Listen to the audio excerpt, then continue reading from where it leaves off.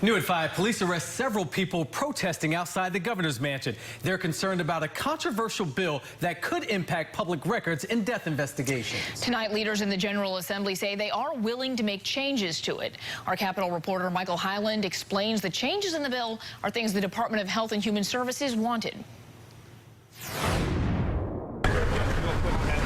4 people arrested outside the governor's mansion amid a protest over a bill sitting on Governor Roy Cooper's desk. It feels like a direct response to what we've been marching for. Protesters camped here overnight, worried about a bill that passed last week in the middle of the night, almost unanimously. And I think that's really skeevy. We have a massive problem with really lengthy bills, things getting slipped into bills. Within Senate Bill 168, the Department of Health and Human Services asked for this provision. The chief medical examiner, Dr. Michelle Aurelius, told me this has to do with records in the early stages of a death investigation, such as a police officer's initial report. She says the goal was to have in writing that records that are not public at that point stay that way while the medical examiner has them. We are reassuring them and reinforcing with this that these records continue to be protected while they are in our custody. This is happening amid nationwide protests over deaths of people at the hands of police and calls for greater transparency. Rapper and actor Ice Cube tweeted about the bill over the weekend saying, "This is so dirty." Dr. Aurelius says the bill is not meant to prevent autopsies or toxicology reports from becoming public. The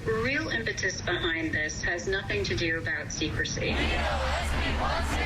Protesters here are concerned that could be a consequence of the bill, spraying their message on Blunt Street for Governor Roy Cooper to veto it. Raleigh police say they arrested 4 people because of that. Leaders of the General Assembly say they're willing to revisit this, but the protesters say they want a clear statement from Governor Cooper about the situation.